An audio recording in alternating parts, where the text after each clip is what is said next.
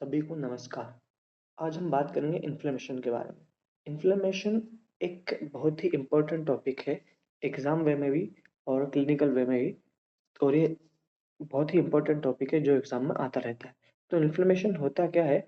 Inflammation की अगर simple words में बात करता हूँ, inflammation is a series of molecular and cellular responses to eliminate foreign agents और damaged cells and to promote repair of damaged tissues. या फिर जो डेफिनिशन आपको वीडियो में दिख रही है वो भी एग्जाम में आप लिख सकते हैं। अब क्या है, जैसे इन्फ्लेमेशन के 4 कार्डिनल साइंस होते हैं: rubor, tumor, calor, dolor, redness, swelling, heating और पेन। और फिफ्थ साइन जो था वो फंक्शन का लॉस बताया था वर्चो ने बाद में। अब इन्फ्लेमेशन क्या है, दो तरह की होती है। पहला तो हो गया अपना एक्यूट और क्रॉनिक। ये होस्ट के ऊपर डिपेंड करती है, होस्ट की इम्यूनिटी के ऊपर। और इन्फ्लेमेशन एक इम्यून रिस्पॉन्स होता है। अब एक्यूट इन्फ्लेमेशन जो होती है, ये शॉर्ट ड्यूरेशन की होती है, लेस देन 2 वीक्स की। मतलब ये क्या होती है, जैसे इसमें सबसे पहले तो फ्लूइड का और प्लाज्मा का एक्यूमुलेशन हो जाता है। फिर पॉलीमॉर्फोन्यूक्लियर न्यूट्रोफिल्स का इन्फ्लेमेटरी सेल्स पे जमावड़ा हो जाता है।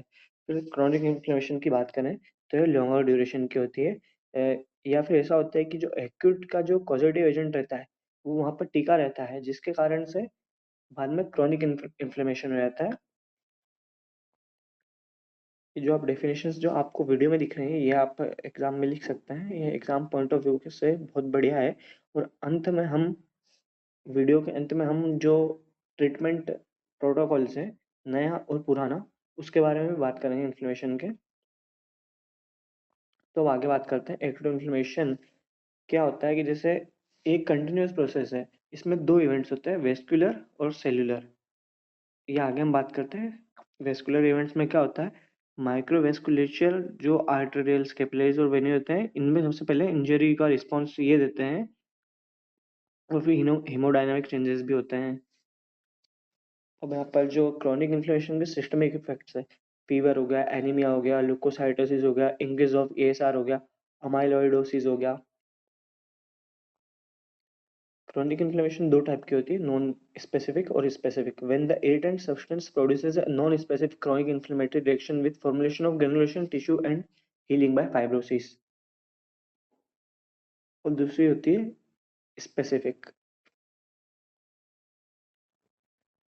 when the injurious agent causes a characteristic histologic tissue response, example leprosy, TB, syphilis।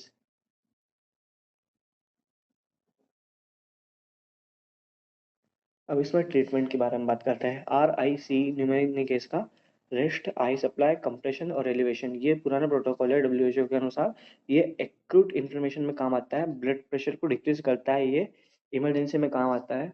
और नया है meat, MEAT, movement exercise analgesia और ट्रीटमेंट। ये नया प्रोटोकॉल है। इसमें क्या ओवरऑल जो हीलिंग है वो प्रमोट होती है। ये सब एक्यूट या मतलब एक्यूट से थोड़ा ज़्यादा समय के लिए जो इन्फ्लेमेशन होता है इसमें करता है ये।